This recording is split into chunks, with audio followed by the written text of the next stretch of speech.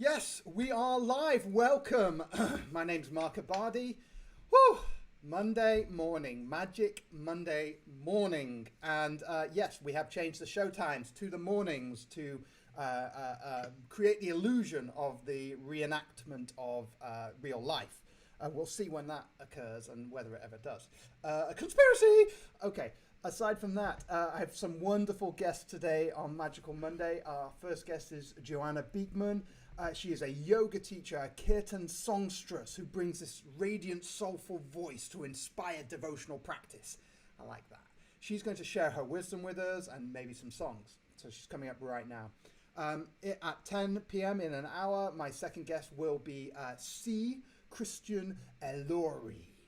He is an alchemist. He is a drama specialist, a dharma specialist. He's going to be sharing with us his wisdom on brewing self-reliance. So that's coming up at 10. Good. Without further ado, we will go over and say hello to, not with that one, to Johanna Beekman. Johanna! Hey, Hi. Right now, grounding in for the first time in some years. Right, exactly. How's that feel? Because normally you're traveling around and teaching and singing. It's been lovely, actually. I had an opportunity to set up my home recording studio. I'm working with my producer, Ben Leinbach, remotely on new tracks, even though I just released a new album. I've got some really fun collaborations and co-writes that I didn't think I'd be releasing so soon that are going to be coming out as well. So it's been a good creative fertile time. Right. I've heard that a lot from artists that they're actually really enjoying this. Yeah. Kind of like it's almost like the pressure's off, and now you can be creative. Yeah, exactly. Yeah, and so I've had such an opportunity to really dive into the well and dive into new creative projects that I didn't think I would have time for. You know, I've been performing so much, and that's so beautiful and so filling for my soul and so many other people's souls, but it's also missing this huge part of what I do, and that it has to do with also taking care of myself and others and my own wellness. So having that space and time to breathe has been really a lovely gift. Right, because I mean, you know, you're tell us a bit about your service, your offering, because it's devotional, right? Yeah. So I grew up singing all kinds of music. I came out of the womb basically singing. I wrote my first song when I was 9. It was called Just a Little More Love, and it was all about the environment and the world and how the only thing that we can do to heal that is love. Right. And so the apple doesn't fall far from the original tree there, and it's just kind of grown and gone down different avenues, more and more transformational over the years. But there's a beautiful kind of music that I was blessed with early on by a teacher, Ram Dass, called Kirtan and Bhakti Yoga. Before I was born, in my mother's womb, Ram Dass blessed her belly. She was dressed as a pumpkin at Brighton Bush Hot Springs, and it was just before, it was Halloween, so I was born just after Halloween. And so later on, that practice came back after singing and touring, doing regular music, and watching people get further from spirit while I'm singing, you know, with alcohol and other substances, and just finding myself coming alive when I was singing, but seeing the people go kind of dead, numb. Right. And so I really, this devotional practice of Bhakti Yoga is the path of the heart, really opened my heart to a new way of thinking, being, feeling later in life when I came back to that practice after having all of this experience with music and transformational practices, to bring it together with yoga, also the physical act of cleansing the body of the mind matter that takes us away from the heart, right? Yes. You know? So to bring those practices together has been a real gift growing up in non-denominational churches and singing interfaith gospel music with Reverend Isaiah Jones. Rest in peace. So I just released my first album where I am weaving the devotional music of the East, India and Nepal and all of these things, with the devotional music of the West, gospel. So, that is wonderful. And that's released. What's it called? It's called Mantra Soul, and we just released it. It's on Bandcamp, CD Baby, all over iTunes. You can follow us on Spotify, Johanna Beekman Music. Cool. We'll put some links in the video below. Yeah. So you notice this. I mean, that's what I wanted to kind of like circle back round to. Is this notion of when you were? I mean. I want to talk about that first. The difference between, have you noticed how your performance, how your performance has changed from when you changed your audience? Right. Yes, absolutely. I've been through many musical lives, so to speak, right? You know, it's all life, rebirth, death, the cycle of life, and in all of these traditions, spiritual traditions, it's about this kind of letting go and being reborn, right? Right. So I feel really grateful for every musical life, but my music was always kind of a prayer, but what happened was the prayer became suddenly this like really internal prayer became something that was healing others too. Mm-hmm. And it's, you know, and I actually came to Bhakti Yoga through transcendental meditation, a kind of back door, which is an internal mantra meditation where you're repeating one word, and it was really popular in the 70s, and and it's carried on. But for me, I wanted more course meditation as a singer, as a performer, as an actor. I have a lot of background that brings me to a practice where the spiritual and the performance and the private life is kind of one on a main stage, but I still have a really strong practice at home. And that's the piece, you know, coming from a transcendental meditation practice of 20 minutes a day, twice a day, you know, doing this thing that could be boring to the American mind of repeating one thing. Oh my. To any mind. I mean, I think that's the whole point, isn't it? Is to bore the mind out of the equation so that you can look with the non-mind. Right, and you can have inner peace with that space. So like mantra is mind protection. Mana is mind, and then protection. You know, mantra. So we are protecting the mind with these mantras, whether they're in English or Sanskrit or another sacred language. It is an opportunity for us to find that sacred space within and let it grow, and that light, that guru, that you know, guru is dark, gu dark, and then ru is light. I'm also a yoga teacher, so I do a lot of Sanskrit, you know, studying, and we had Jeffrey Armstrong on. We had Jeffrey Armstrong on telling us the actual meanings of all Sanskrit words and like redefining and everything. So I'm really liking your few ones. I love that. Yeah. So light and dark is what guru means. Yeah, so like guru is someone who sheds light into the darkness of the soul. So like I may be my own guru at times when I'm in my own practice in the light of my soul, right? Nice. So, you know, and it's all of these practices are a way of getting closer to the light of our own soul. Right. And like, then we can shine that light and other people can find their light. Right. You know, and sometimes in the West, we think of it as this external guru, this deity person, you know, this like lifelike deity, you know, this human being that we're deitizing rather. Right. And instead of having, you know, we are humans, and the practice is to find center and share center for others to find their center, not for me to tell you what your center is. Right. You know, it seems to echo this notion in the Western society and pretty much across the world of us going outward to seek our goal, our conclusion, our greatest self. Go outwards, achieve that, and it seems like the message from the devotional practice, which might be applicable to all aspects of life, is start internally first. Start with the inner self. Like that's the journey is the inner self, even though it looks like it's the outer self.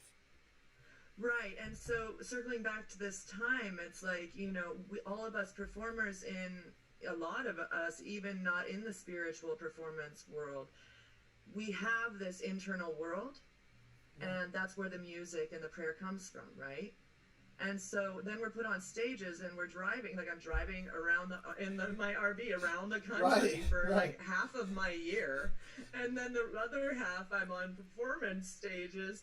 When am I going to have time to create and go within that kind of nurturing shell of like, you know, this is my inner world. So, you know, I'm sitting in this tiny little studio right now that has been sufficient between my RV and it for the last 5 years. I sold my house in Portland, Oregon a couple of years ago, and I've just been on the road because I haven't needed a home. I'm in these beautiful homes all over the country, and people host me, and it's such a beautiful network of heart-centered people because they're in their practice and they're sharing their light. You know, everywhere I go, I feel supported by their practice and their kind of nurturing essence because they have filled their well. They are able to fill my well because I've been on the road, right? Right. But at this moment, I'm finding myself here, and it's been great. But I'm sitting on one side of my studio where I do all of my yoga, and you can't even see it because I had my recording studio set up on the other side. So I found myself a place, another silver lining. You know, I have a little yoga studio right next door that's also an apartment, and I can have my RV and my dog and all of these things. So it's like we're all having this Om Namah Shivaya. Okay, Shiva in Hinduism. He is a space maker. He is a warrior, and he destroys, and then through that destruction, there's new life that comes, right? So right now, as a world, we're in this kind of, like, Shiva just hit, or like Kali is also a transformative warrior energy, and she's the divine feminine side of that. And so we're slicing through the illusion, right? And we're finding what's real in that space. And some people who don't have resources and practice are really suffering right now. So what I've been trying to do with my own practice is I take a moment and I dedicate it to people who need the practice. You know, I dedicate my practice to people who are suffering, because there are a lot of people who are isolated, who, you know, who don't have the resources internally, the well that you or I have been cultivating through yoga, asana, mantra, whatever. I'm not sure what your meditation, exactly. So there's all these modalities that lead to the same place, right? So if the world can listen to this podcast or this live stream, right? Yeah, what do you call video casts? I mean, podcast is such a cool word, but you know, what is this? A vlogcast, I don't know. Right, a vlog. Vlog, yes. Video log, yeah. But still, it's just not as cool, you know. No, it's way not cool. No. But, you know, we're working on it. That's the thing. That's the other exciting thing about this time is there's so much transformation that's happening. And with that Shiva energy or Kali energy, that clearing that we just had, I'm watching these huge honeybees all over. They're just out. They're really enjoying their lives. Meanwhile, the media and the fear about some other killer bee, you know, like, here we go again. But, you know, I was like, oh, I'm enjoying this one moment of life. And then someone's like, oh, there's a murderer bee that's out there. Like, oh. But you can't take all of the wind out of my sail because, you know, I'm seeing so much more wildlife out, and Mother Nature is breathing, and, you know, I look at the water and it's clear again. You know, have you seen those pictures of the Ganges in India? I have not seen the Ganges. I saw Venice. You saw Venice. Exactly. I saw the swans in Venice. You know Jim Beckwith, our friend Jim Beckwith out there from the Bhakti Yoga Tribe. He did my album art for Mantra Soul, my Jim's new album. Great. Remotely, and so we were just chatting on the phone the other day. He's like, it's so crazy out here. He's been in Bologna. Where is he? Italy. He's in Italy? He's in Bologna. He's been in Italy since it hit. I was in LA when it hit, and he was in Italy, and we were working on the CD art remotely, and we're like, yeah, I'll see you, you know, in the spring. And he's like, yeah, there's this festival and this festival, and so we're catching up, and they finally opened up Italy parks, and he's been in the city, unable to leave. Wow. Proper quarantine, yeah? For real. So, you know, I just count my blessings every day. I've got a meadow if I open this up behind me, and I've got trees. And because where are you now? You're in Oregon, but where? I'm in Oregon. I'm in Corvallis, Oregon. It was my land of birth, and I sold my house in Portland, Oregon a couple of years ago because Portland just kept growing, and I'm in these huge cities all year round on tour, and I don't want to be in a city between, again, for the same reason that we were just talking about, to have this moment to go back into the creative well and plant the seeds in the darkness in my home and then come out and share them with the world. And I can do that from an RV pretty well, but you know. I like that vision there. Down for a minute. I like that vision that you just populated inside me, which is the go into the inner well and plant the seed in the inner well, and I love that as a vision, like you know, almost like a lily, a water seed. So it's in your inner well, which is like this, you know, boundless, endless, edgeless thing, and then we refocus, and I think that's what this pandemic. I think that's what poor Mickey. I think that's what this this situation has given rise to, is an ability to refocus one's attention, and so you'll find. I mean, I notice with a lot of the artists that they have this. It's like, oh, I can breathe. I can be creative again. I don't have to worry about, because there's a kind of paradox, because especially with devotional music and service, because like I asked the artist, who are you singing for? Who are you performing for?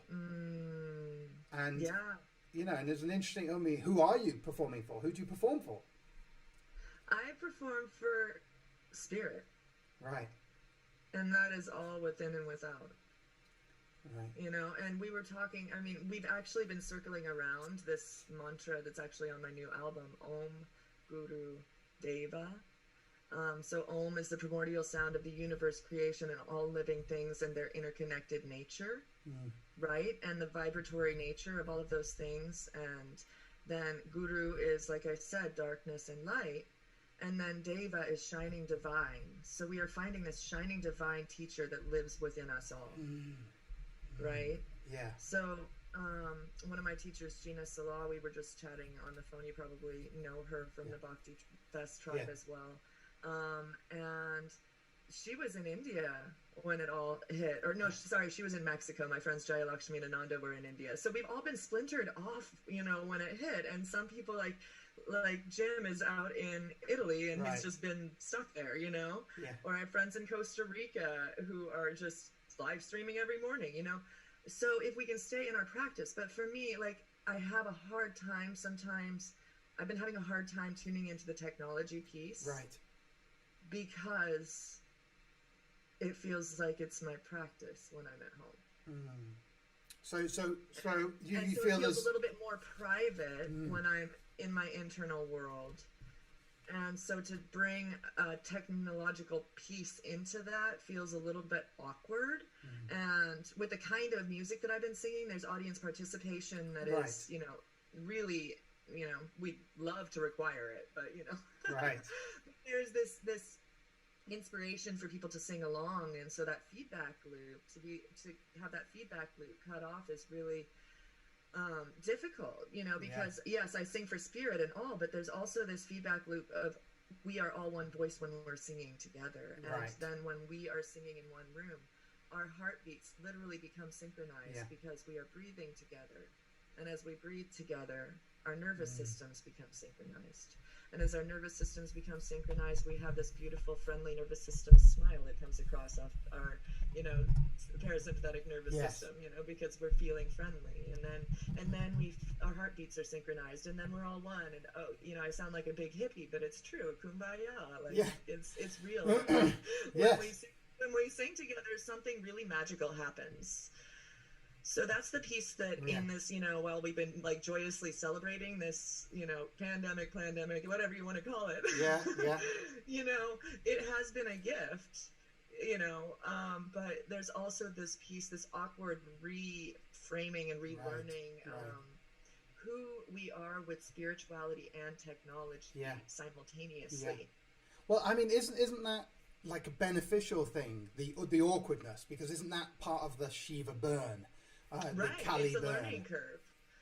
So then there's this spaciousness and there's this awkward moment, and then you get to rebuild, and it's super fun. I've been producing my own music. It's like I'm like DJ Joe Beats on my like having some fun, like getting some ecstatic dance grooves together, and conscious English music that I've been wanting to put out for years, but I haven't had the time to sit down and learn how to do that for myself. So it's been a super empowering time as well. I got this microphone here so that I can fly vocals back and forth and not have to drive all the way to San Anselmo every time I want to throw down a vocal track.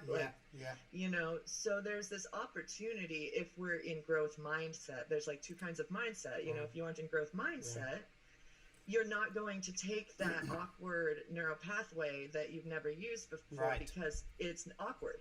Right. And it's not familiar. And in those unfamiliar spaces, there's this kind of crunch. Right. But, to have growth mindset, we're like, oh, it's awkward. It's new.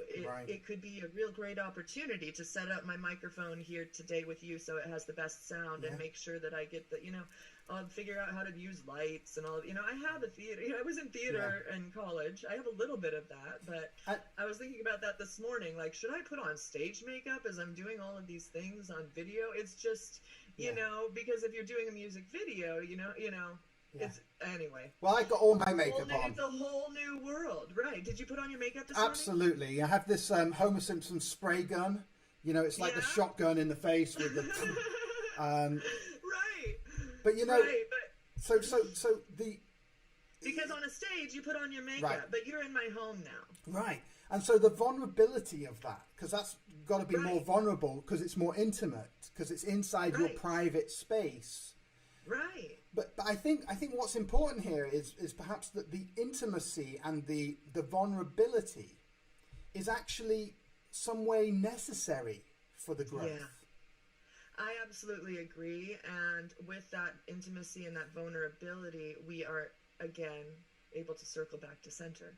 Right. And, because when we have these moments that are awkward and there's room for us to grow into a better, more dynamic, changeable, flexible human being who's enraptured in joy going through the world, we need to do the hard work of getting there. Right. And so like when I sit down to meditate or I sit down to practice, do I always want to? No, but I create the conditions for the practice. Right. Like feel the burn. I have my yoga mat out so that maybe I'll step onto it. Right. So create the structures for like before you're feeling the discomfort of like the resistance. Right. Create the structures so that that when you wake up in the morning, like I did, I have my covers on my couch, have all my snugs, I have my eye mask, so that when I wake up at 7 like this, like, oh, I don't want to get out of this warm bed, but I get out knowing that when I trundle to the lounge to sit and do my meditation, I've got all my snuggie covers and all my nice things that I like. I snug up and then I go, okay. Right. It's not so bad when you have the conditions set up so it's something that you want to do. That it's to create the conditions where your dishes are not something, having the mat out so that you can do the dishes with God and then put the dishes away. Dishes with God. I love that.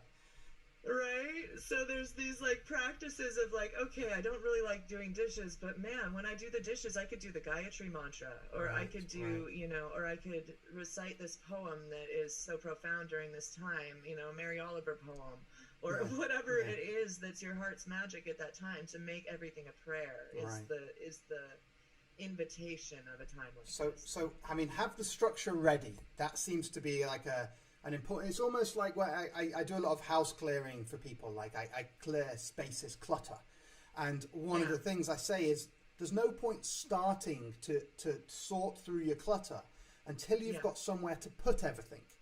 So the first step is to create shelf space or create storage space, or like, if you're just got a room full of junk and you've nowhere to put it anyway, then you'll just move it from one side of the room to the other and it will never get processed. So it's like, have the structure ready is what I'm hearing from you. Have the structure, have your mat out, have your have your candle, have your sacred space set. Yeah. And then do it with prayer, do it with appreciation.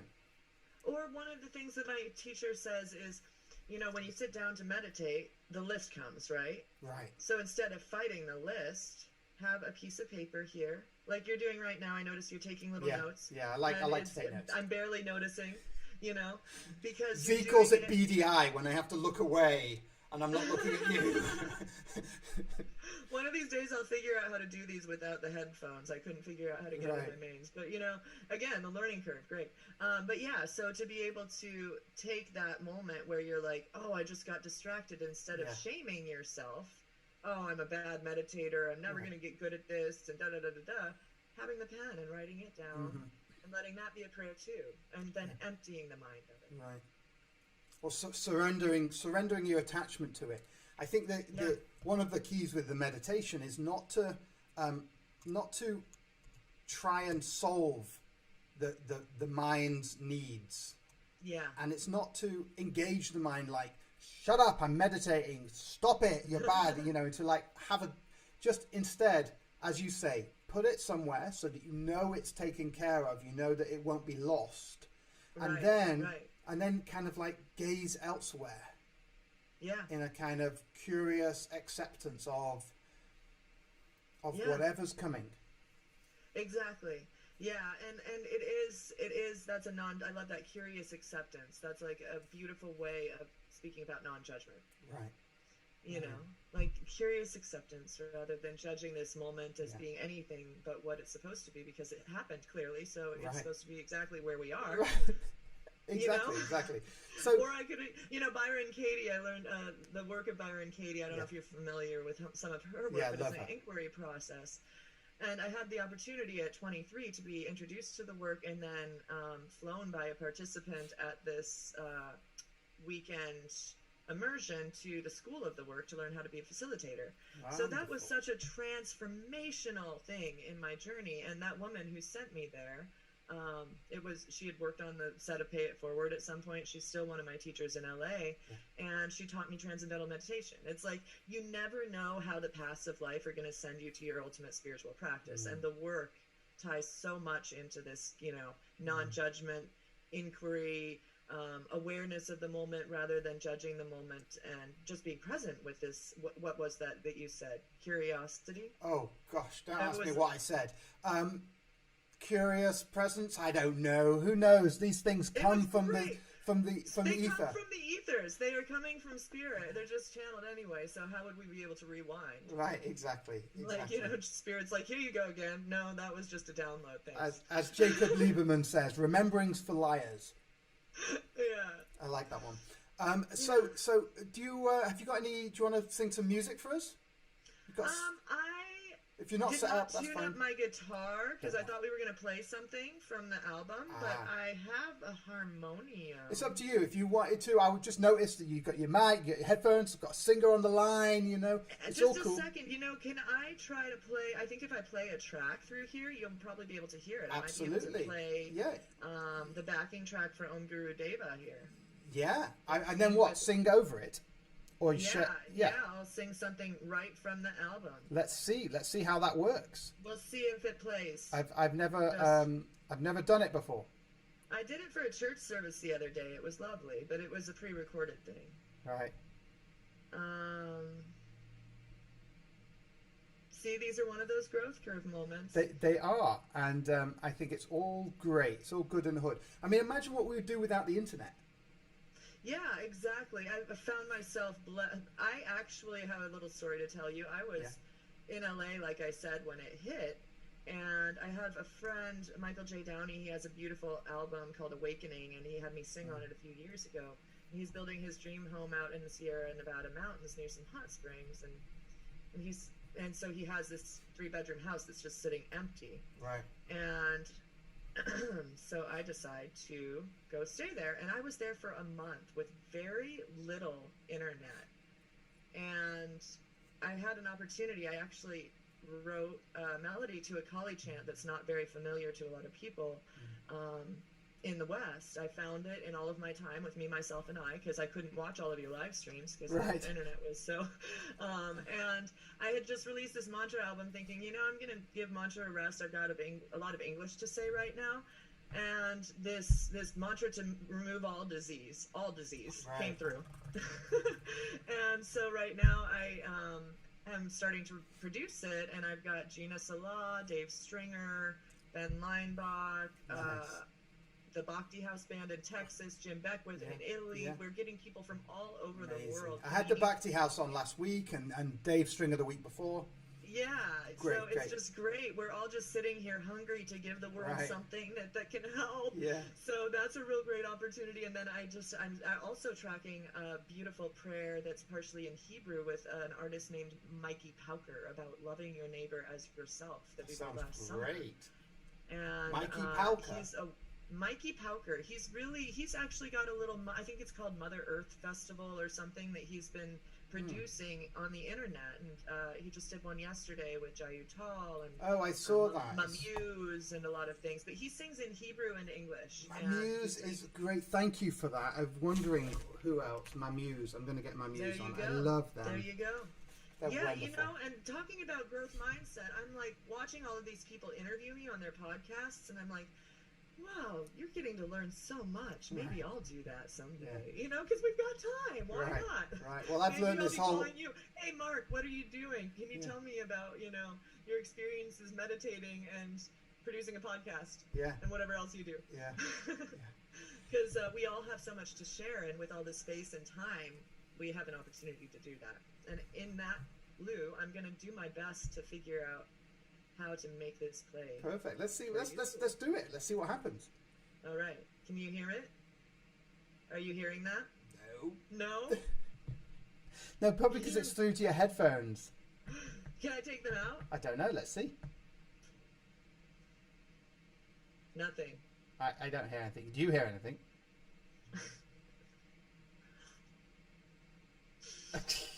Can you hear anything? I can't hear anything. No. Okay, I'm going to play you a song. Cool. See, this is the other thing. I rarely play without a band. Right. And without tuning up. I remember when the last time I think I saw you, you came to a house party of mine and you played. But there was this, you wanted to tune up, obviously, like a professional. Yeah. And, get it ready and what have you. And it must be very vulnerable for you as a professional musician to be put on the spot live, blah blah blah, to have to perform without it all being perfected in music. Exactly. I've been so blessed with this incredible producer, Ben Leinbach, who makes everything sound like gold would sound. Right, gold would sound.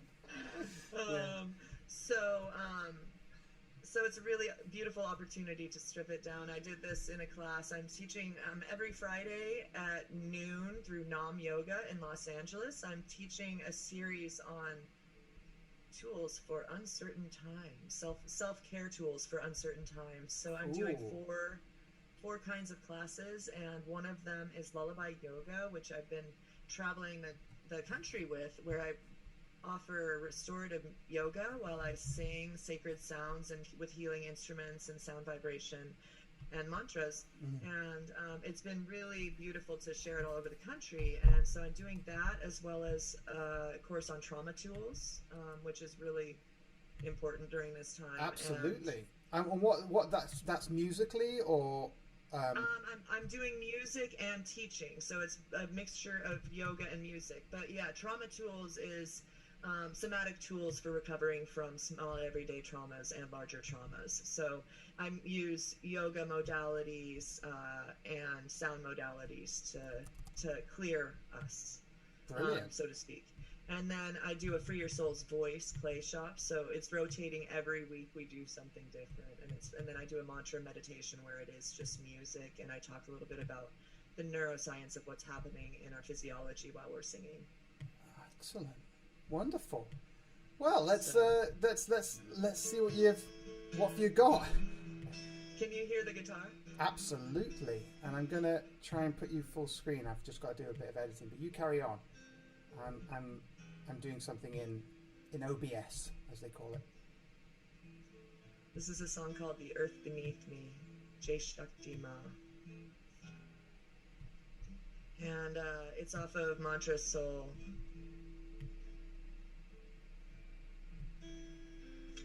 And there's a little bridge in here that was written by as an offering to the midwifery community of the world.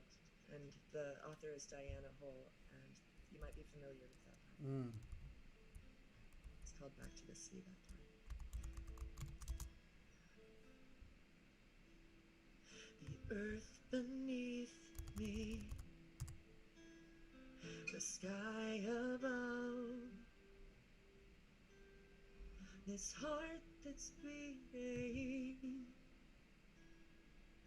Mother, won't you carry me, carry me, carry me home?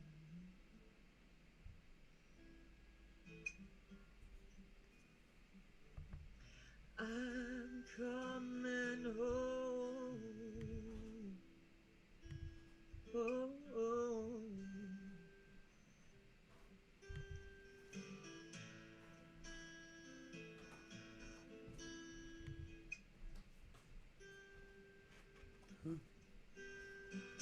Earth beneath me,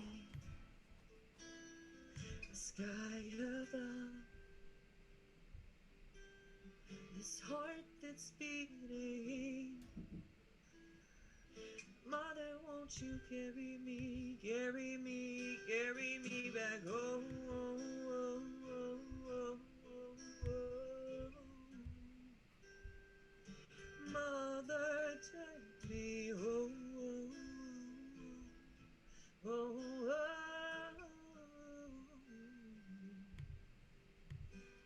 Jema, Jema, Jema, Jai Shakti Ma, Jema, Jema, Jema, Jai Shakti Ma, Jema, Jema, Jema, Jai Shakti Ma, Jema, Jema, Jai Shakti Ma.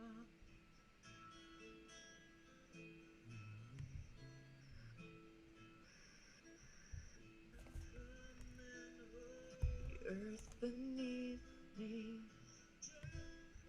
the sky that's parting, this heart that's singing. Mother, won't you carry me, carry me, carry me, the earth beneath me, the sky that's parting, this heart that's singing. Mother, won't you carry me, carry me, carry me back home? Oh, oh, oh, oh, oh. Mother, take me. Oh, oh, oh, oh, oh, oh. River is flowing, flowing and growing. The river is flowing home to the sea. Mother, carry me. I will try, we will always be. Mother, carry me to the sea. Jema, Jema, Jema, Jai Shakti Ma, Jema, Jema, Jema, Jai Shakti Ma, Jema, Jema, Shakti, Mother take me, Mother guide me, ocean deep, living inside me, Mother take me, Mother guide me, ocean deep, living inside me.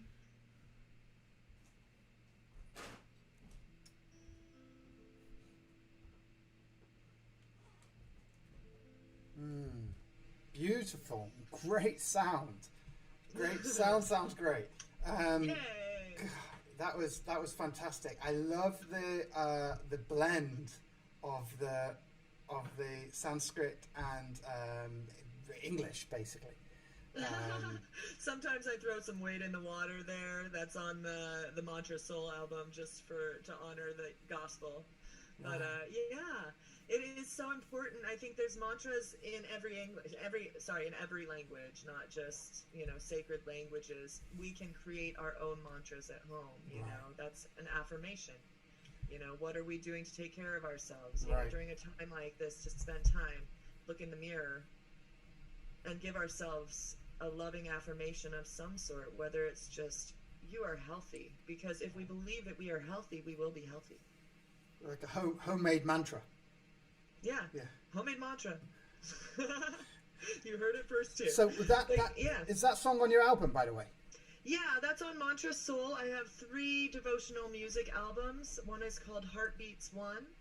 One is called, and that one is more of a kirtan album, and it has been Heartbeats 1, that song has an anthem quality of its own, a prayer to heal the world of its own. And then I have a more restorative sound on this album called Beyond Love, Soothing Songs for the Soul.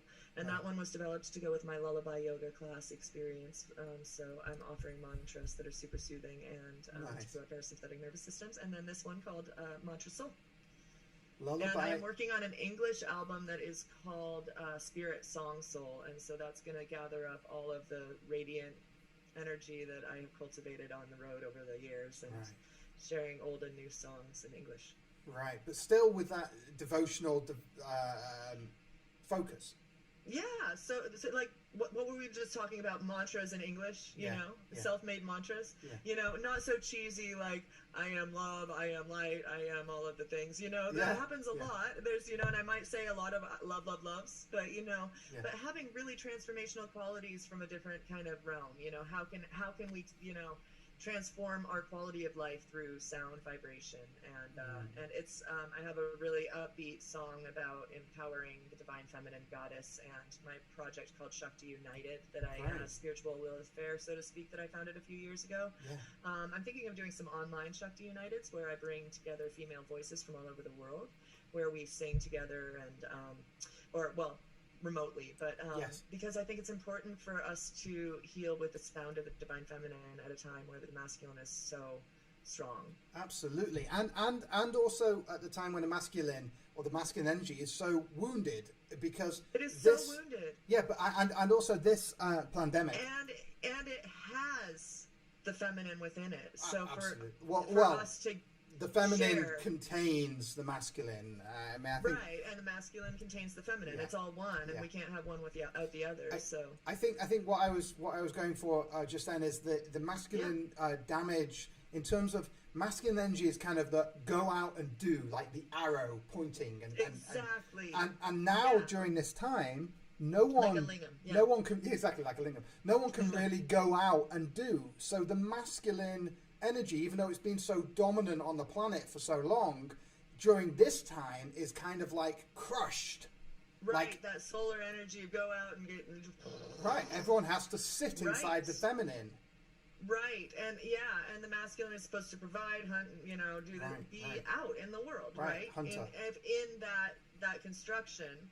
Well, so now it's all about a time for us to all rebalance and figure out, like, for the men to figure out where is my feminine, and for women to be like, oh, how can I cultivate my masculine even though I'm not able to get out? Because a lot of us, we all need to balance it. Absolutely. And that's a lot about what this kind of the Hindu mythology and kind of what I've been doing with yogic philosophy is.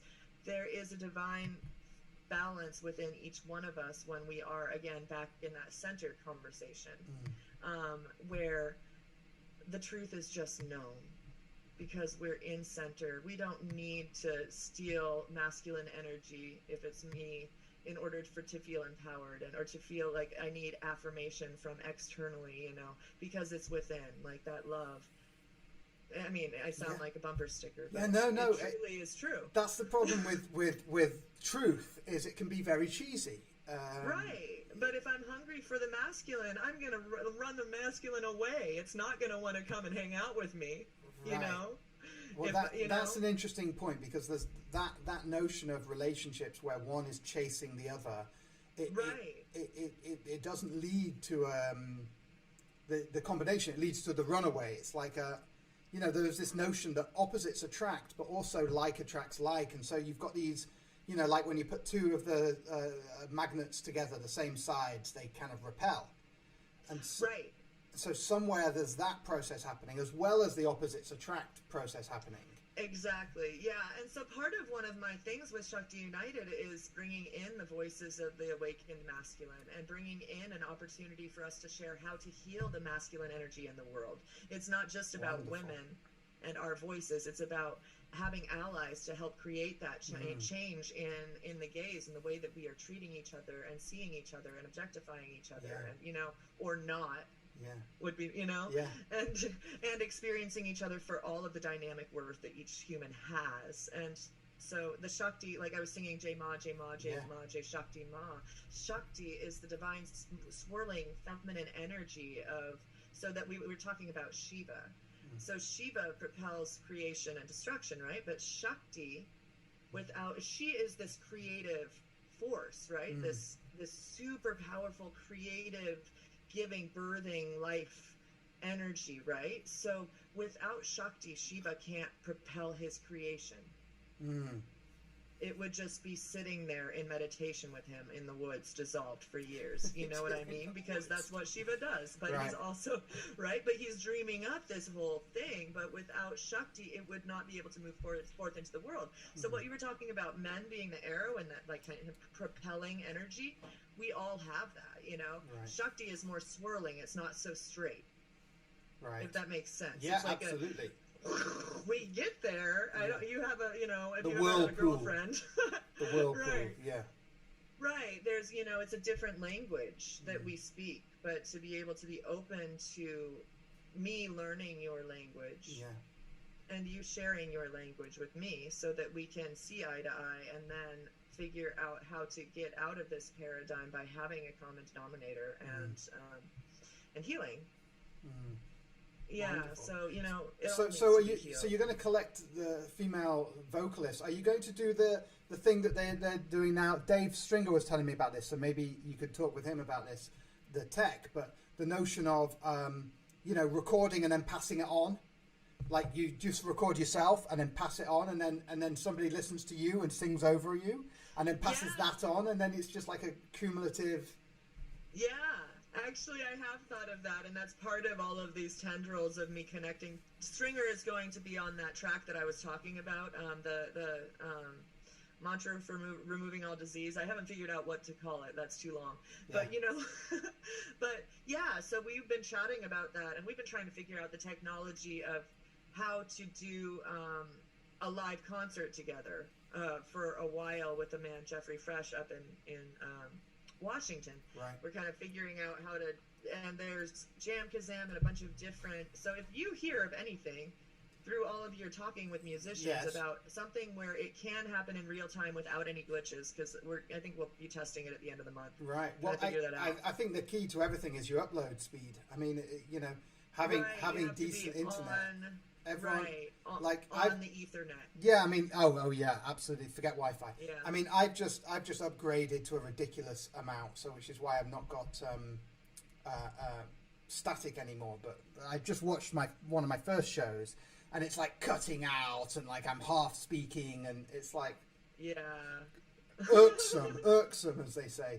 But yeah, obviously, but it just gets better. Yeah. I'm so very grateful for being able to converse with people at this time, and having this platform to be able to reach people. And it's not necessarily, you know, our family and our community who are already inside a practice. And as you said, people with practice are finding this time beneficial because they can go into their practice and they have the resources. And right. I think by resources, you're talking about spiritual resources rather than money and stuff. Because I mean, I've not earned any money for 3 months we or all whatever. Just lost everything. Right. Anyone who's talking to you right now probably just lost everything. Right. And, you know, that's just the way it is. But, you know, there's abundance in so many other ways, you know. Exactly. But I think right. what you were talking about is the resources, meaning the spiritual resources. Exactly. How does somebody like start, if somebody's watching and they go, well, I've no spiritual resources. What would some of the things they can do to, you know, to start to look for something? Yeah, so there's a lot of different paths, and I grew up in the Unitarian Church where all paths lead to the same place, you know. Right.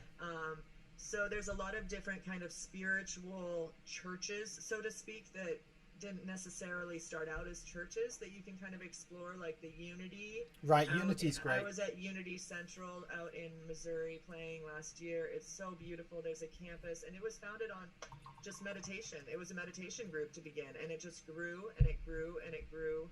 Nice. And now they have churches all over the country, and they preach a lot of different kinds of gospels. So you hear a little bit about the Bible, you hear some about Hinduism, you know, and then there's also Center for Spiritual Living. If you want to go quote unquote spiritual religious route. Right. And that can be really scary for people who have been wounded by religion to even talk about any of that. Yeah. But there are resources there. Right. If you're able to go and with an open mind and say, it's not the Bible Belt, it's okay, I'm safe. Yeah. You know, because some people have real wounding, talking about wounding around things. Absolutely. But yeah, there's right now is the perfect time to tune into spiritual resources because we're all sitting at home sharing it for free. Right. Right. Or very little. So go to, you know, I know that Nam Yoga LA, I've been working through them. A lot of different big yoga studios all over the country are streaming great teachers. I tuned in with Sean Korn the other day on Instagram. We taught next to each other at festivals. I've never practiced with her because I'm always working. Right. You know, a lot of these teachers that are friends of mine that were like, oh, hey, what's up? Yes. I'd really love to practice with you someday. It's like, now's the time. Right. So, so right now the resources are almost, but you know, there's like basic things like Eckhart Tolle, right. You know, and Byron Katie, so it's basically find who you like and go and find out what they're doing. Ram Dass. Yeah. There's so many amazing teachers, and look at the most popular teachers. I mean, there's something to be said for that. You know, people who really have a lot to say. I like Shiva Ray for me. I love Shiva her. Ray is wonderful. I love, and you know, and Soul David Ray. Sherman. Yeah, and Saul David Ray. Such a sweet brother. I sang on Saul's album. He's so wonderful and heart-centered. Absolutely. Bhakti, Yeah. you know.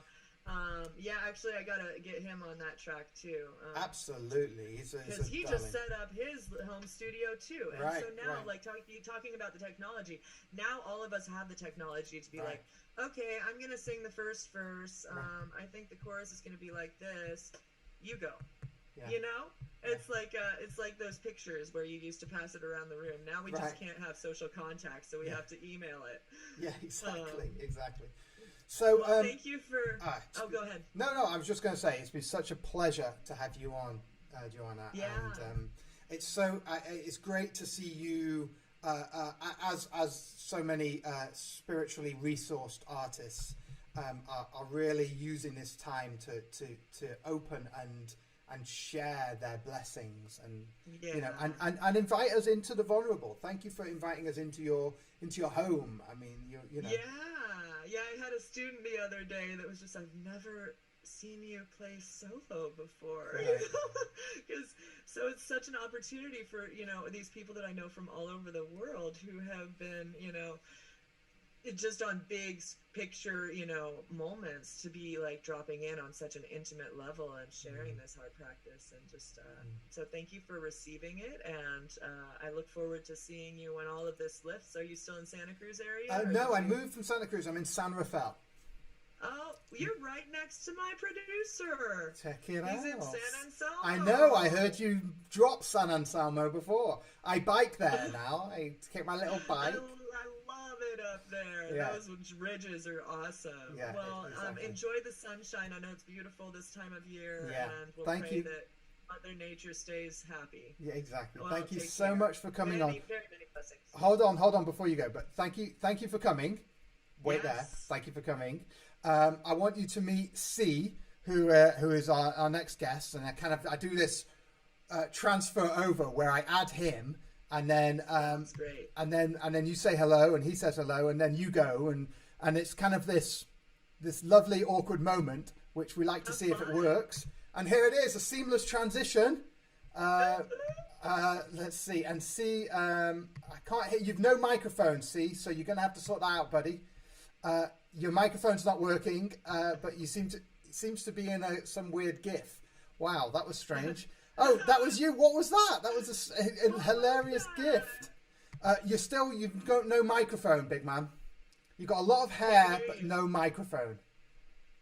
There was a lot of tongue, a lot of hair. Yeah, a lot of tongue, a lot of hair. Okay, let's unmute you now. Wow, a lot of tongue, a lot of hair. Hi, have we met? You look kind of familiar. Yeah, I don't know. There's a lot of us in the world. SEE used to run a Key Tea. Key Tea? Yeah, in San Rafael. Oh, nice. At the Open Secret Bookshop. So maybe you used to smell. Oh my gosh, that is so divine. Thank you, SEE. Oh, lovely. Well, I love your neck of the woods, guys. Come up and visit once you're allowed. I will.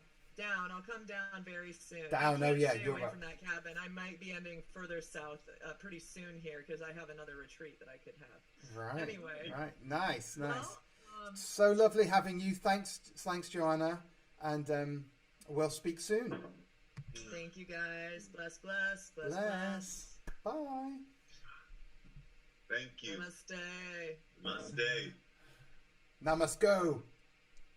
Namaste leaving. leaving. Oh, SEE. Oh, I forgot to prepare. Oh gosh, it's almost seamless, but it's not, because here we go. Now it's seamless when I go like this. Oh, I will welcome you, SEE Cristian Ellauri. Thank you. Welcome, Cristian. Welcome, a founder of Alchemyze, the Key Tea in Marin, Ong King Art Center in Oahu, Hawaii, a Master of Ceremonies, drama, directing, writing, performing in mythical, lyrical, original theatre, known best for improvised lyrical poetry, character comedy, and heartfelt real talk. SEE, such a divine and unusual pleasure to have you on the show. Hello. Hi. How are you? I'm so well. Have you got some spare hair for me? Yes. Yes? Sure. Sure. Here. Thank Here, you. that's Thank some. you. Take it. Thank you. Take it. Oh, okay. Yes, there you go. Did you get it? I think it is still in the inbox. How are you? I'm great. I'm alive. We are. I'm here with my wall, and I wanted to have you outside and have you see everything, but you know that's it's windy, so I didn't want you to just hear the Right. all the time. So here we're in the kitchen, and we're having celery juice. Nice. Good for you. And what else are we having? We're having chaga, which is super good. You ever drink chaga? I don't know. Good. I've been brewing it all night long. Chaga. Oh, the mushroom. The mushroom. I have tried it. It's like Ugh, but good for you apparently. It's so good. What do you mean? Look, it's right in here. See, some chaga. What are you pointing at? All I can see is a banana. That was terrible camera work. Thank God you're in theatre. Is it terrible? So tell us about you. Tell us about your. Here's my friend. Tell us who's my cat. your cat. Yes, I think we've seen the cat videos. Tell us about you. See, tell us about you. Where you are? Where are you? Tell us, who are you? How about me? Who What? the hell are you, boy? Am I? Well, I mean, like, who do you want me to be? I can be anything. I can be anyone. I can be any time. One begins. Can you be as any? One ends. Can you be any There two? is no such thing as one. I've just always been here. I can be anything. I'm a Dionysian. I'm someone who can play and create many characters and many faces, many worlds, and I'm not too attached to any which one. Right. So it's a fun experience, but I got a good heart. You know, I got a lot of love. So, you know, it gets me through. You know, I mean, we first connected. I'm here. Can you hear me? I can hear you. All I see is. All you see is blackness. Is that your spiritual unfolding? Can you hear me? Yes. You were. I see. This guy's. I don't know. Listen, it's fine for my. Carry on. It's fine on my side. Yeah. You're good.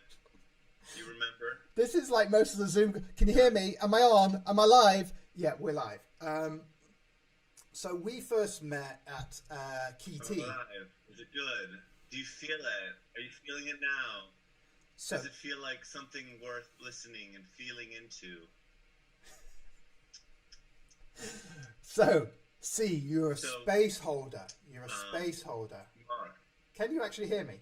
It seems like every time I start talking, you start talking. Yeah. So I'll stop if you want to talk. Okay. I'll talk if you want me to talk. Okay. So yeah, I love to facilitate and to hold space. I've done street theater. I've done theater throughout the spaces, but then I got all about getting back into the hands, getting back into the roots, getting back into herbs, getting back into the things that are more sustained. And that process has been magical, but I will never stop creating and performing and being an actor or being someone who is what could be theater. Because I don't know about you, man, but you know, I'm not trying to be sustained by just the constraints of society. I just gotta break out. I just got so bored sometimes, and so freedom is very important to me. I want to set my friends free, my people free, everybody I know, and especially myself. And I find that the way to do that is to help people feel safe, to help people feel nourished, to help people feel the sense of kindness in my heart that I can just be free about. And when people feel that, you know, you're coming from a good place and you have kindness and you bring in things to nourish them, like herbs, like teas, like food, then it helps you to unravel, it helps you to open up. And that's what I want you to do. I want you to open up. I want you to feel. I want you to explore. I want you to really test the boundaries. And I think this is kind of where we overlap. It's trying to, you know, you're trying to do a similar thing to try to help other people flourish. And to nourish is how we flourish. And as long as I'm here, I'll be making that space and providing that grace with this crazy ass face, because, you know, we're here for a limited time in this space and place. And I got to get out of the rat race.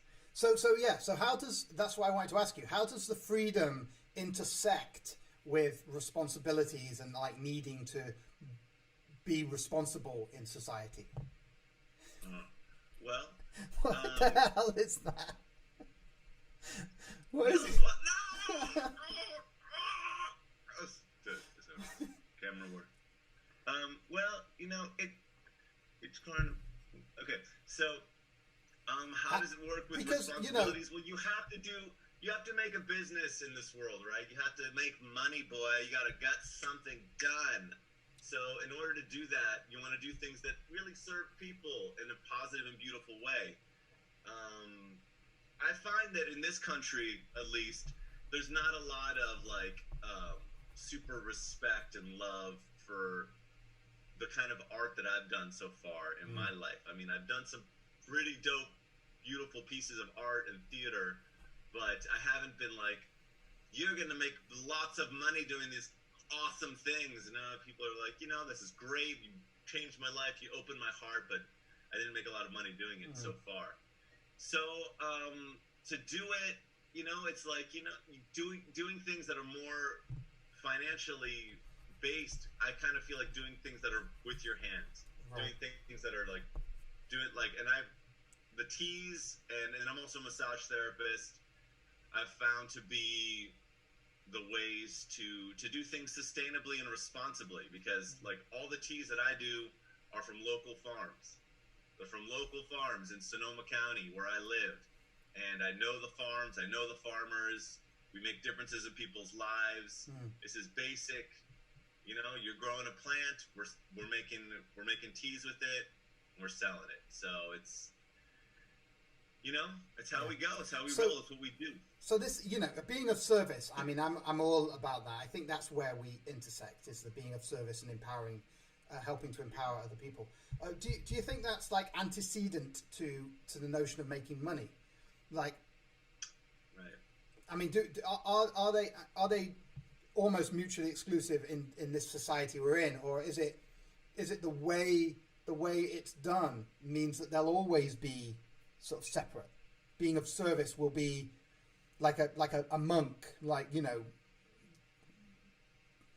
like a sadhu. I do not eat anything, or I never poop, and I never drink. I just sit and I meditate, and everyone is enlightened because of me.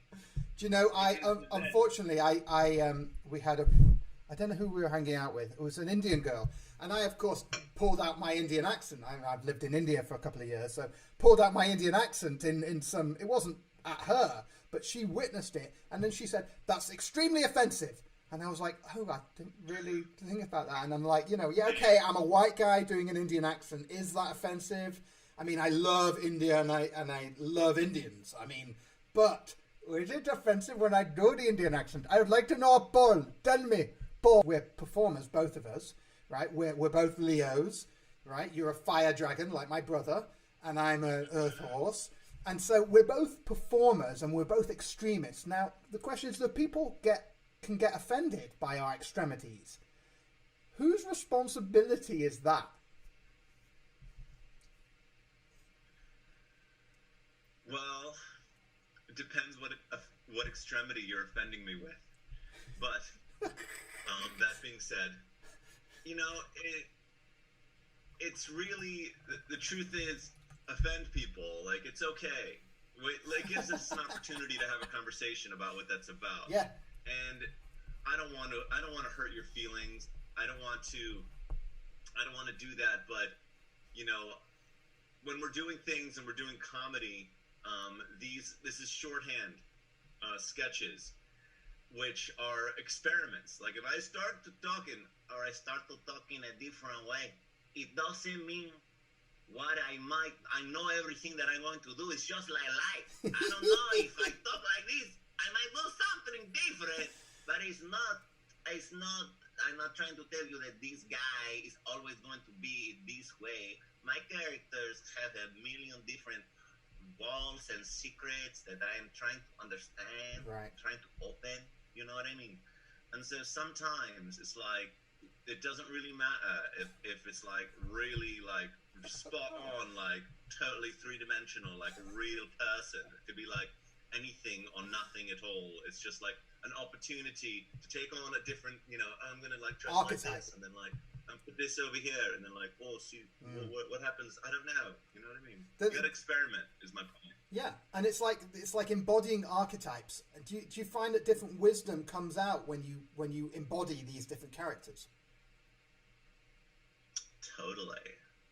There is like so much wisdom that just like starts to freaking scream out of me. I don't even know what's going on, but I get like so wise that it's like the wisdom is like goes through my trachea, and it goes into my mulambada, and then it goes into my chakratana, and then I start to kind of get ecstatic, and then like all my friends start to call me, and I get like all these Instagram followers, and it's just the best. And it's like, why wouldn't you? You know what I mean? Like, try it.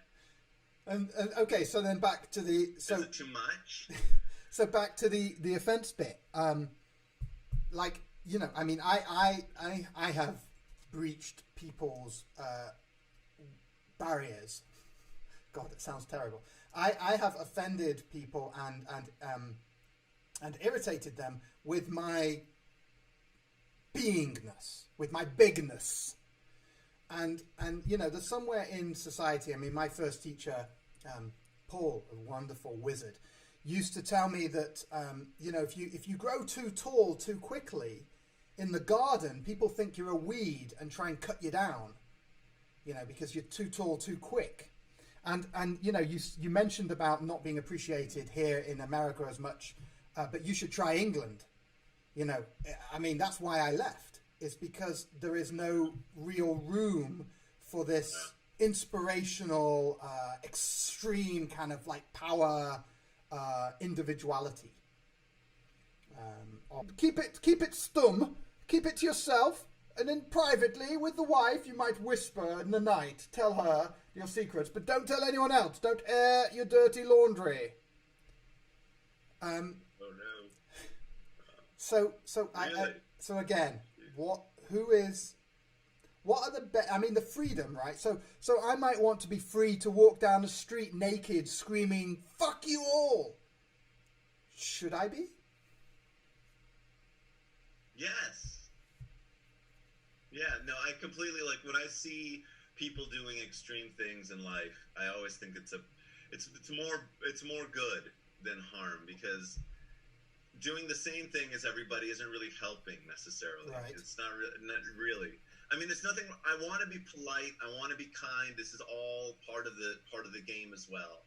But I'm here to, if I offend people, that's okay. Like, I'm not here to be totally perfect and you know, and I frankly, I mean, you know, and you know, the society we're in right now, you know, people can get offended if you're wearing a mask. People can get offended if you're not wearing a mask. People get, you know, on both sides it goes politically, and it's you can. I've had to deal with people like that, and who are like, "Why aren't you wearing a mask right now? I should be totally wearing a mask because you're making it unsafe for me." And I'm just like, thank you for doing your part. You're such a champion of health. You are so beautiful. And I just started worshiping them on the street. And, you know, but... I mean, that's an interesting tactic, that. Meeting... How can I have conflict with... Meeting conflict with worship. Exactly. Well, it's true, because... honestly, and there's nothing wrong with being normal, quote unquote. You know, it's just like, if you're called to act out, you should act out, because you have to explore that. If you want to do it, just do it and feel free to do it. And there's currency in that. We're talking about, you know, making money in life and being normal. So there's even currency in breaking out the box. And, you know, people who do all kinds of fields of marketing, and people who do all kinds of stuff on our phones every day on social media are, you know, like wacky folks. Right. So, you know, be weird. It's good. It's helping them. It's helping, at least if it's helping your own development, you know, just keep doing it. If it's not, then, you know, just be normal. Just bring it together. Give a steep off a lip, bring it together, and just really represent the community and the politeness, and just be really polite. So again, you know, back to this, because I think this is an important point. It's relevant to me. For some reason, my internet died, and now it's come back. I don't know what's going on and why it's dying, but thank you. You can hear me, huh? It's windy. It's very windy. It is windy where I am. That was weird. Okay. So yeah, this notion of offending people, I think, is important to both of us, especially me. But this notion of babysitting people's traumas, the master is poking the student and is constantly, and finally the student says, "Why are you always pushing my buttons?" And the master says, "I am not pushing your buttons. They were just sticking so far out I couldn't get past." And this notion that, like, where does responsibility lie? And I love the note. I love the idea of meeting offense with. Have you found that you've, like, is this something that's new, a new realization to you, that you meet the conflict with devotion, or is this something you've always done? No, I mean, there's something beautiful, like, about being called out. When someone says something to me like, "You should be wearing a mask," or "You should be doing whatever it is," you should have turned, like, you should have turned your signal on, or someone yells out their car at you, or to you. And there's something great about that. It's like that person is acting out. How am I going to say I should be able to act out, but this person shouldn't be allowed to say what? So I really appreciate that they're coming out and they're saying what's in their heart and in their mind, and they're releasing in a way that's not really hurting anybody. Like, I can take it however I want to, and I choose to take it to witness their empowerment in that moment. Right, beautiful. And when I get to become closer to who I am by doing something, by speaking out, then I want to be celebrated as well. So I just want to give other people that same opportunity. And if it's anti what I'm doing, I'm not that attached to, like, anything I'm doing that much. So if you want me to change what I'm doing, just tell me, For their bravery, for their courage to come out, for their freedom. So we're appreciating their freedom and worship and devotion to, not to them and what they're saying, but to their empowerment. Exactly. I mean, even if their empowerment is what about, because if people are empowered. Carry on. We've got weird internet. Carry on.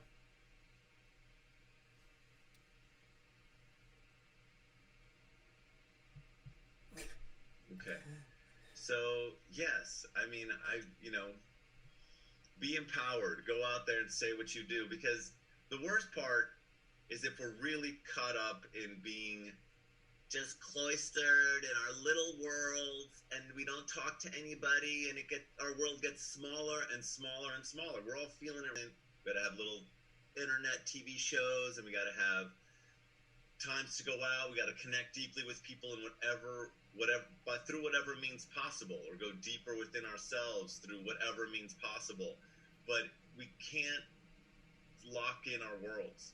The more we're locked in, the less we have an opportunity to see what is it that I'm feeling. How is it really? Is there any truth to it? Like, is it a good idea to cause something while?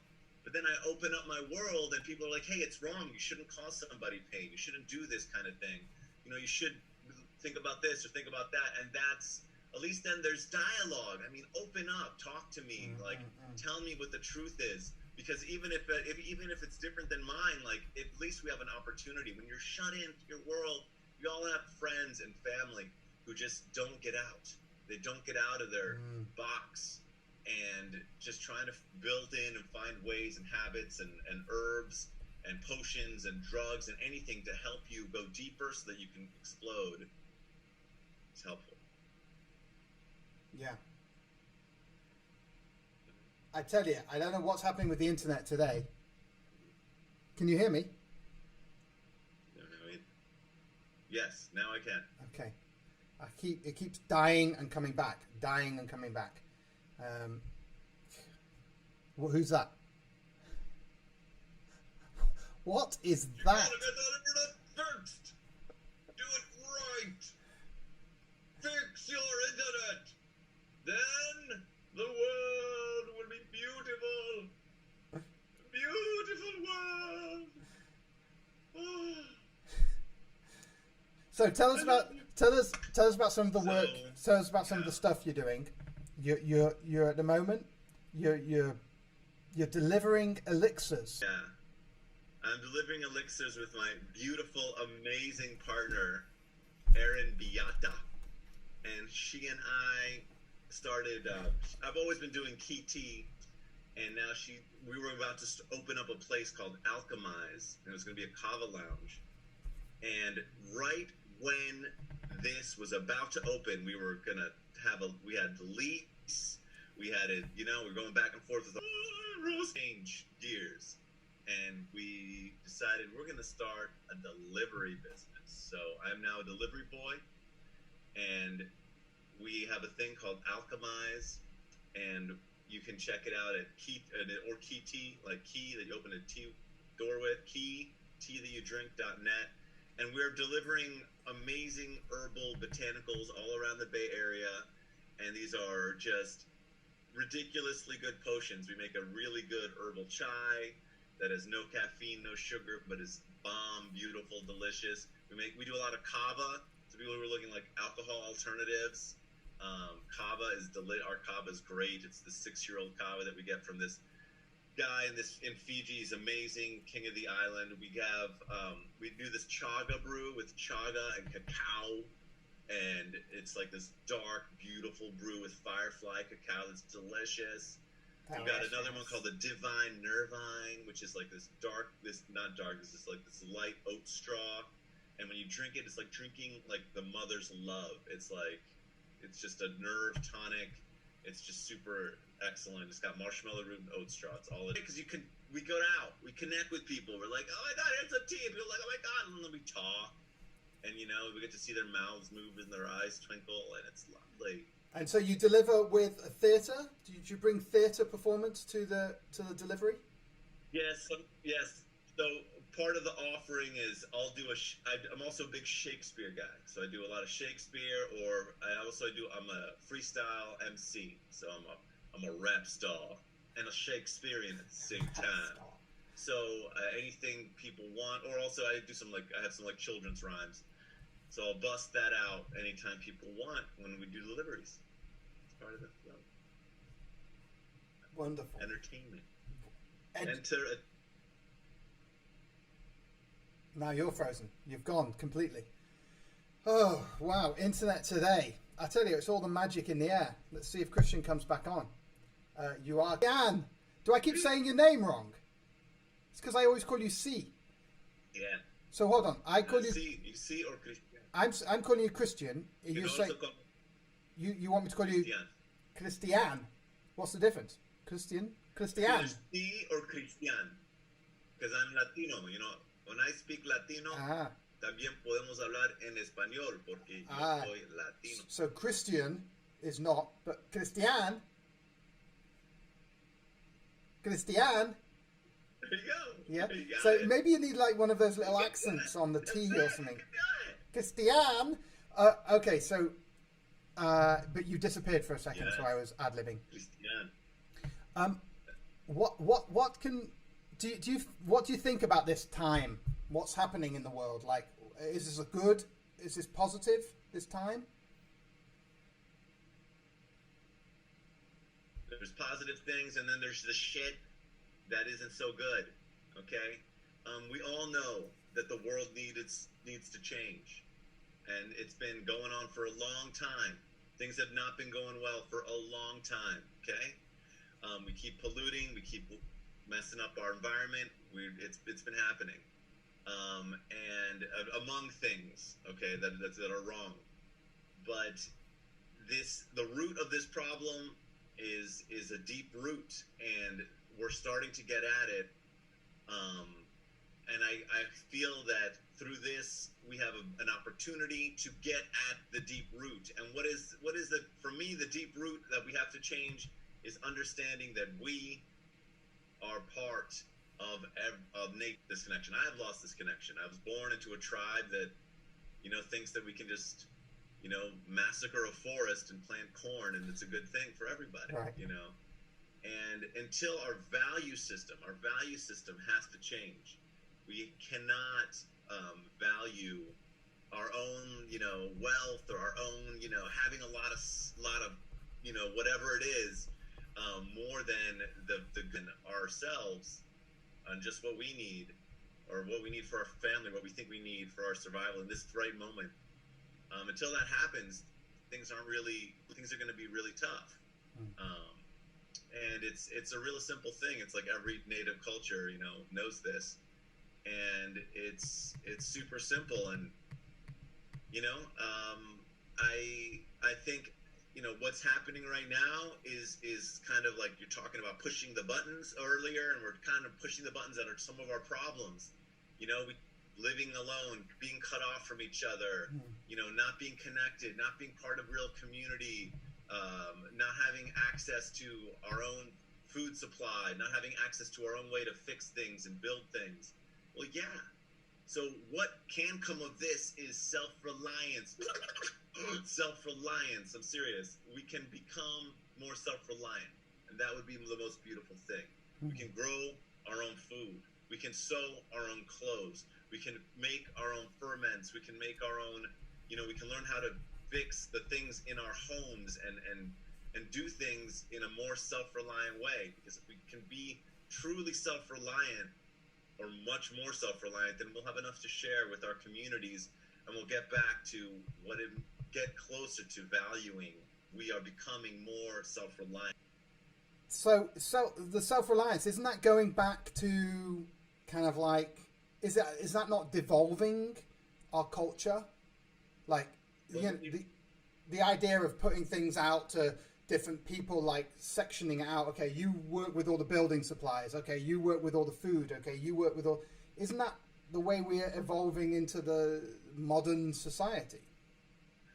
It's true, and unfortunately,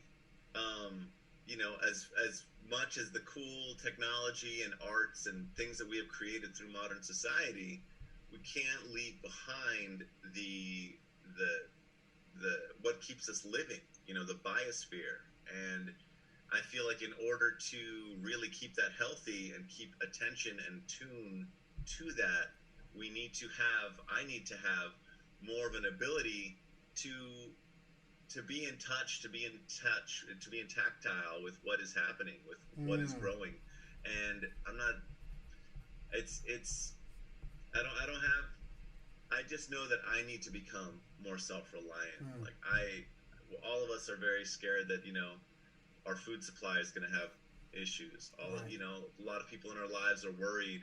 Every time you need something, you have to say, oh, I have to get this from there. I have to get it from over there. Oh, I hope this is open. And it's like, let's come back to being more self-reliant, not to be anti-modern society, but to be inclusive of that within modern society, so that we can feel more whole, so that we can share with each other more. Yes, Brian, he's made a point that's specialization. My point was specialization, not reliance, not self-reliance. I suppose it is specialization. But I like what you said, see, about being in touch, in touch, like connected to the process of life, rather than being out of touch in a little compartment up in a city, and I don't know, looking at a computer screen all day. Where are you in touch with nature, with life, with creation? How can people be in touch and also be in the city? Like, what else can they be in touch with? If you have to look at your world, I have to look at my world as, we talk a lot about permaculture. This has been a big movement for a long time, or about just design. How can I design and work with my space so that it is as closely resembling the natural world as I can be, in terms of how can I harvest my own energy? How can I clean my own water? How can I use my hands in a moment-to-moment basis? Like, what am I doing with my hands while I'm on the computer? Could I be sewing something? Could I be, what are the products that I'm getting? Some of which, could I make my own yogurt? Could I make my own krauts? Could I make my own kombucha? these are simple crafts that are things that we can do that can really make a true difference in our lives and each other's lives. And the more we invest in these little projects, you know, like, can I fix my own, you know, chair, my toilet? Where are my tools? Like, the more we invest in our hands and what we're doing with our work, I think the better opportunity that we have to feel empowered and to then be able to help other people with their problems. And it's just this is the time for that right now. It's the time to looking around, even in my apartment, you know, and saying, what do I have an abundance of? What can I make? What's being thrown out that I can reuse, that I can do something different with? How can I start looking around at things differently? And then this comes back to this idea of caring about things. You know, when you care, just like when someone cares for you or cares for me, you know, it feels so good. And when we take something and we throw it away, there's part of ourselves that doesn't feel good about throwing away something that we used to care for or something that was of value to us. Right. So it's coming back to this idea of like, how can I care? How can I put my care and my attention on something that's right here in this tangible world, in my world, and make it really work, make it really renewed, make it really alive, make it really refreshed, make it really jamming. And so I love that. It also seems like it's not just about the creation of something, but it's almost like a trick that if you put your energy and care and effort into creating something, then you will feel more empowered in your life at large. So that it's not actually about the kombucha or the sauerkraut or the little things like that, which really it's not necessarily more efficient for everyone to make their own. A bit like solar panels. I mean, I don't think every house should have solar panels. I think every bit of electricity that gets fed to the house should come from the sun and some big solar panel in the desert, you know, like rather than every individual having solar panels. Now, I get that during a disaster, if everyone's self-contained, it's much more resilient to problems, but it's also less efficient to everyone to do this. So like, you know, I mean, I'm interested in community. I want to be in community, and in said community, I don't want to have my own tool set as separate from the community's tool set. I don't want to have my own tractor, my own hammer, my own, you know, like, if I need it, that I'm using it every day, every moment, great. I've got my own computer, obviously, right? But things that I'm sharing, I want to be able to lessen my resource use by sharing the resources amongst the community. But I think what you're talking about there is magic. You're talking about the magic of creating something in touch with your hands, with your being, and putting care and attention to something, so that inside you can create a field of self-empowerment. Is that what we're talking about? I think that's definitely a big part of it, but I also think that your concept of community right now is not it's not, in my world, it's not happening. Right. You know what I mean? So, and it's not happening in my world at the moment either. You know? Yeah. So it's like, if I lived in a, you know, in a, like, say in a more kind of a utopian permaculture 1,000-person community, I wouldn't, you know, let's share it out. I'm open to sharing, but I have a much better chance at sharing if I have, you know, and by sharing, like, you know, if I understand, if I can get, if I can get some concept, if I can understand how to use it, how can make it, what it's supposed to feel like, what it's supposed to smell like, then, you know, then I have a much better chance. If I know how to take care of, you know, it's like we can all do basic first aid. Oh, let me put something on that. Let me wrap it up. You know, what are you feeling? You have a fever? Oh, you should try this. You know, we all think we're experts in certain things. So I really feel like we should continue to, we should continue to open up and get better at it. You know, like, there's so much to learn and to love. And in these times, this came out of this conversation about, like, what's positive and negative about this quarantine.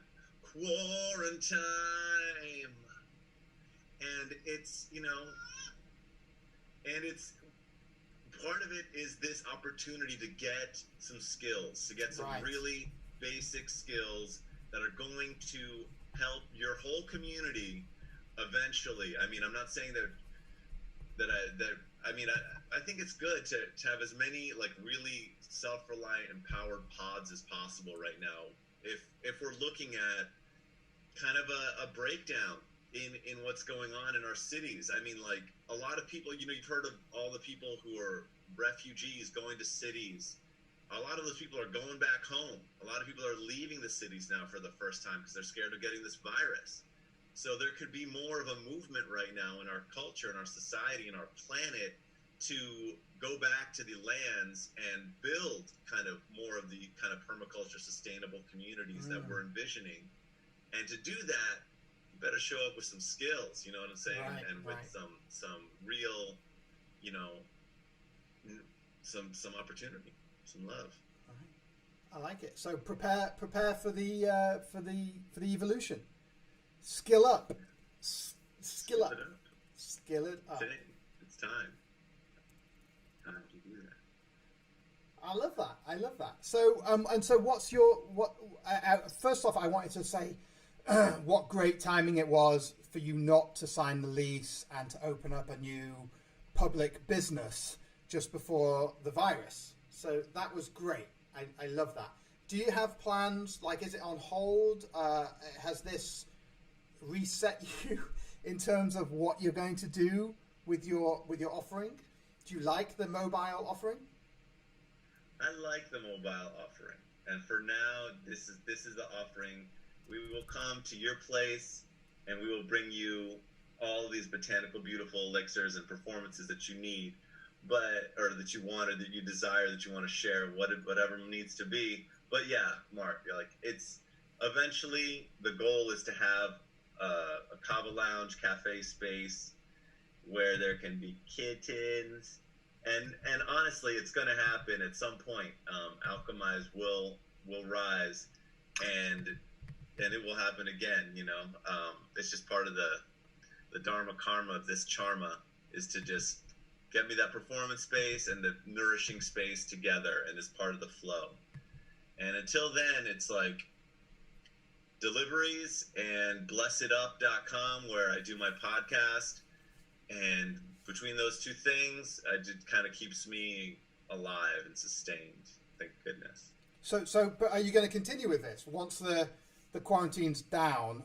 Are you going to do? Are you going to do a physical space? Yeah. Okay. Where's that going to be? Well, I mean, right now we've been targeting San Rafael as the main space. Because it is such a nice place, you know, there is people there and they're walking down the town and they say, oh, maybe I'm going to that little place over there. And we're like, oh, come inside and sit down and you have something to eat. Oh, my God, this is so good. I'm going to totally yelp about this. This is great. So great. How much is it? Oh, God, you take that. Oh, my God, what's happening on stage? That guy is so weird. What is he doing right now? I just don't know what he's going to do next. I'm just watching. I don't know. Why am I watching? Should I be learning something? What am I doing? Oh, my friend. So anyway, should I be learning something? It's a lovely little place, but hopefully it'll happen there. I'd love to do it there. If for some reason it doesn't work out and things aren't working out, I have an awesome community of people in Oahu, Hawaii, and I could always go back to Oahu. Is Oahu? I'm a bit Hawaii ignorant. Is Oahu the Big Island or Honolulu? It's what Honolulu is. Okay, this is why I want to know. You know, Honolulu or Big Island, I get confused. Bruh, you don't know what a kind is, bruh. It's simple. It's Hawaii is how you like say them. And you like come over to my kava lounge, bruh. You sit down, you drink one ava, brother. You sit down with your girl, bruh. We treat you brother. We treat you so good, bruh. Broke the mouth our food, bruh. Oh, Broke the mouth. Broke the mouth. So look, I love this expressional, archetypal embodiment of characters and allowing characters to come out. What is really going on in that expression? Like, are we learning ourselves inside? Like, why can't we just talk to ourselves in our normal voice? Why? What advantage is it to bring the characters out? Well, there's less predictability. Right. You know, when there's character, there's less of an understanding of what's going to happen next. And it also comes with some, you can become more or less vulnerable emotionally. So some people will say, oh, that's a mask. You're just putting on that character as a way to hide your true self. And some people will just be like, but you have to understand that there's a lot of nuances there. There's a lot of self. There's a lot of opportunity to, like, humans that we are both, and anyone probably hearing and watching this are the only animals who really, really imitate the other animals. We're the only animals who are, well, other animals do to a lesser extent, but we have such a repertoire of being able to completely mimic or imitate the wind or water or animals, and like that is part of our gift. You know, it's part of our gift of this manifestation. So it's in there. I mean, look at children. We're all children. We're all kids. So all children do it. We all play.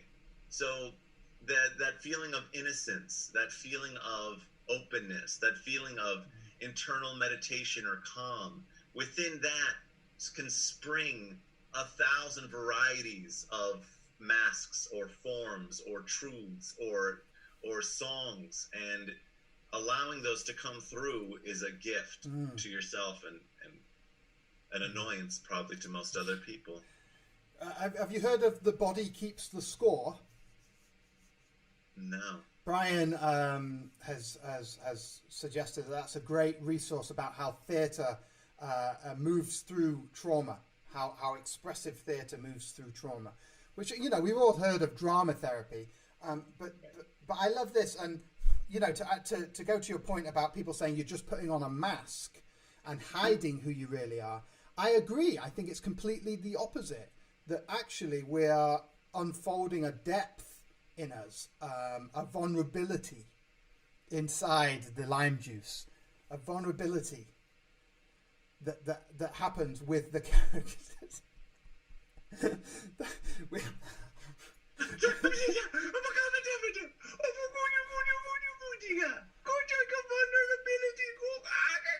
So,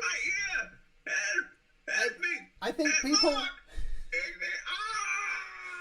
people recognize this, I think, when they're with lovers and with their intimate partners, that a lot of people have these characters, these coochie characters that they play with each other, and they have little nicknames for each other and stuff, right? I'm sure you do. Exactly. I mean, obviously you have many, but people listening, when you've had a lover and an intimate partner, haven't you found that characters come out that wouldn't have come out otherwise? And so then, are you in those situations putting on a mask and hiding from your intimate other, or in actual fact, are you revealing parts of yourself more and more? You're doing both. Ooh. You know how it is. Ooh. You know how it is, right? The old paradox. You know how it is. I'm going to talk to my lover in just this little way.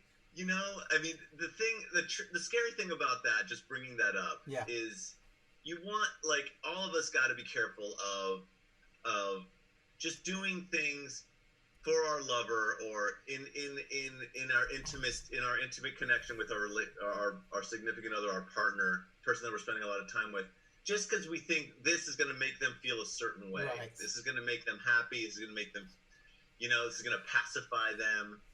And it can be a real danger of doing these little voices with each other.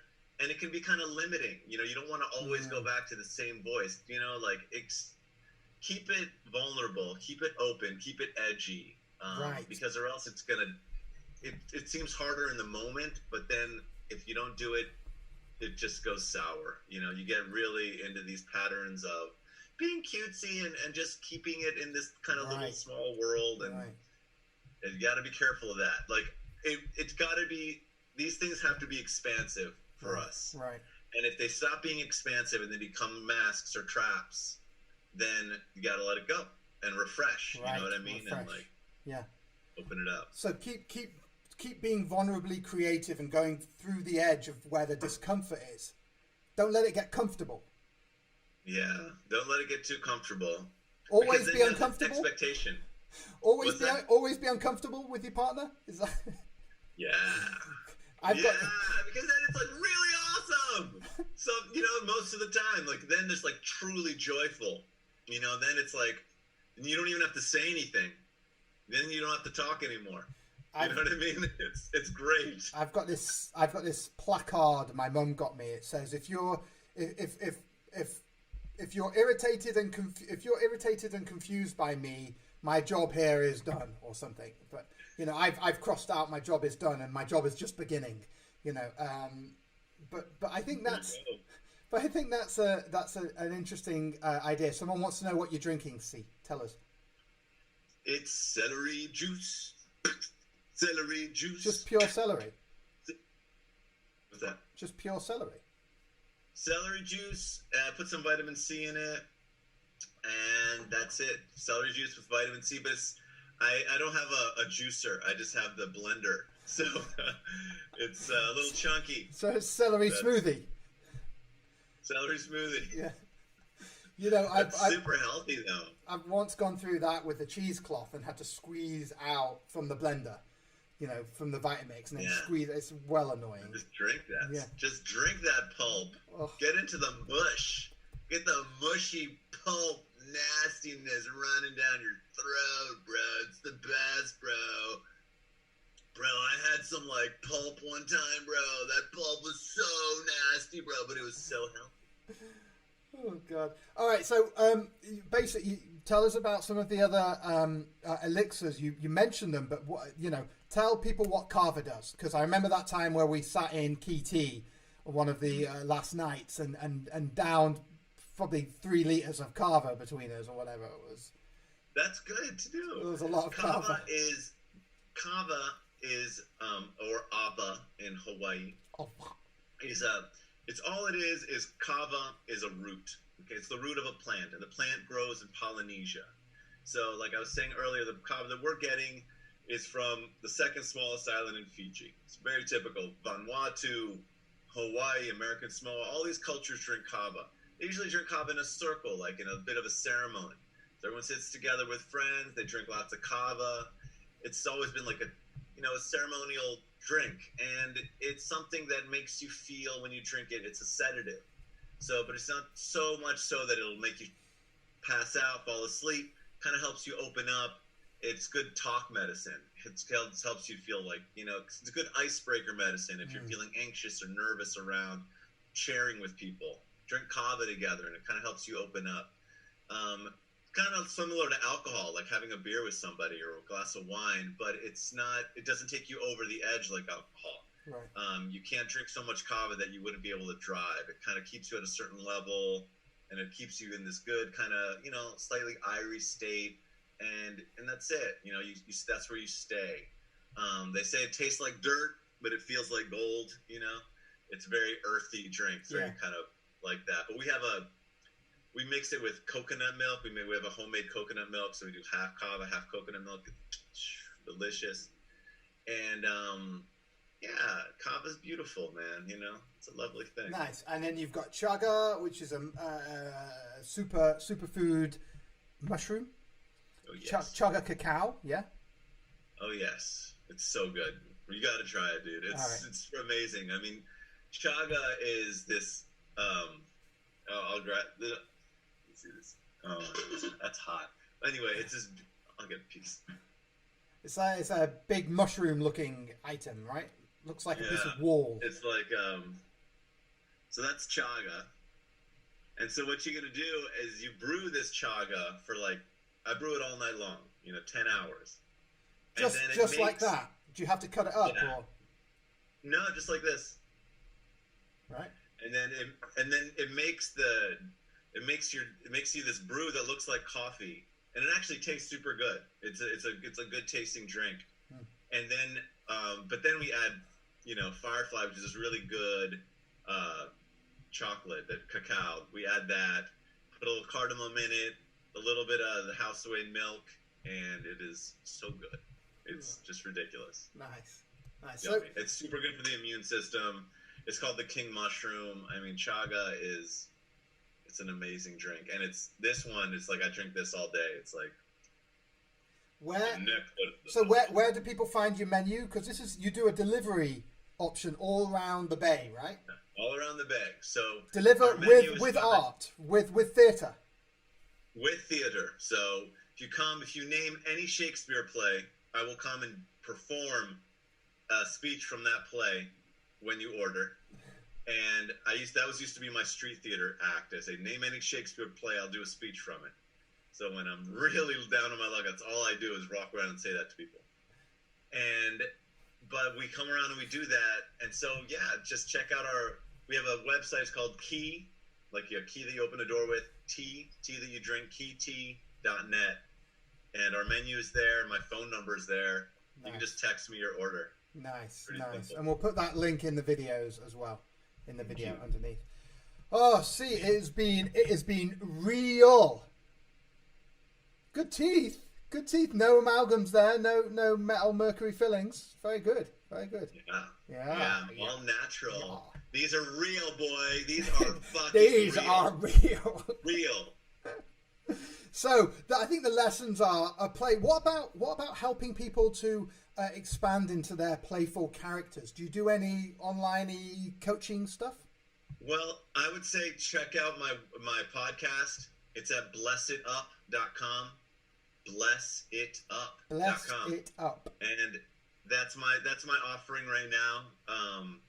And I could, I'm trying to do some more kind of call and response and opening. I'm very open to helping people to get into their more expressive, ecstatic selves. But I don't have like a set offering for that right now. So right now I just have my podcast and my teas. Right. But if people are inspired by you, of course they are, they can reach out and they can say, hey, I want to find my inner animal. My inner animal, and let it out. Yes. I'd say a good start, Mark, is just stick out your tongue. Yeah.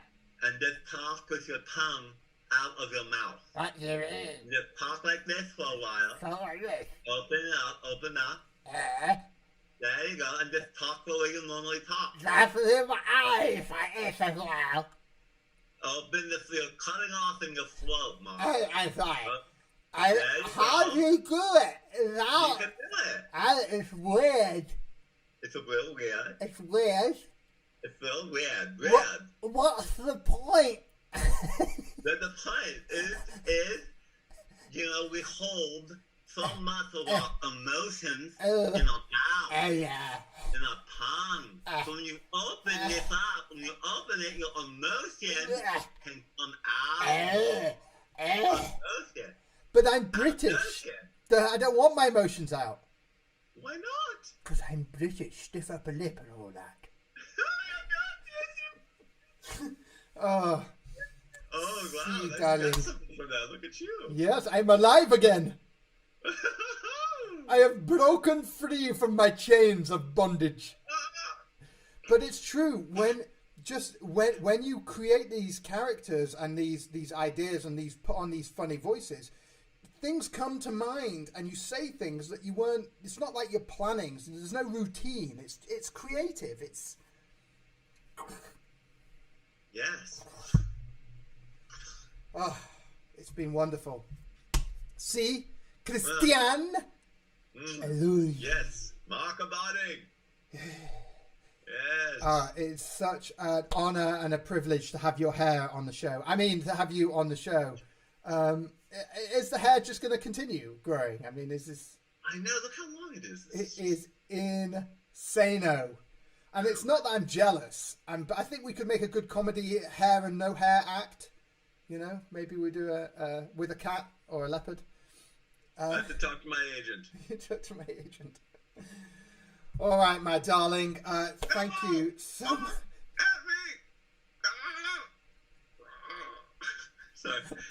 Completely insane. This is the evidence that insanity is good for you. It's good for you. It's good for you. We'll be here. Thanks so much for having me on today, brother. Oh, it's good to see you. This is like my only chance to talk to you, and maybe you'll let me bring you an elixir this week for free that I offered you last week. Yeah, absolutely. I will now. Now that you've enticed me with your chugga cacao. We'll have to ask Z what she wants. Okay. But Why don't you just take some responsibility and ask for what you want? I want the chaga with the chocolate, please. Okay, there you And- go. and- Well done. And I would like a Mercutio from Romeo and Juliet. Oh, I got that all day. Of course you That's my have. favorite. He's got some great lines. So, yeah, be here now, Brian says. Be here now. It's been such a pleasure. Thanks for coming on, C. Everyone check out C, keyt.net, and blessitup.com. Yes. Bless it up. When's your pod show? When's your podcast show? I'm putting one out today. Is it just random? I mean, it's just It's like once a week. randomly. Once a week. All right, check it out. Bless it up. Listen up. Bless it up. See, it has been a pleasure. A pleasure. My pleasure. Thank you, my brother. Peace in and out.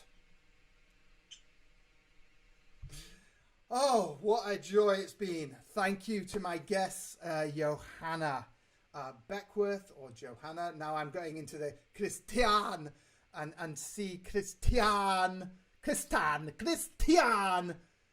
Ellauri.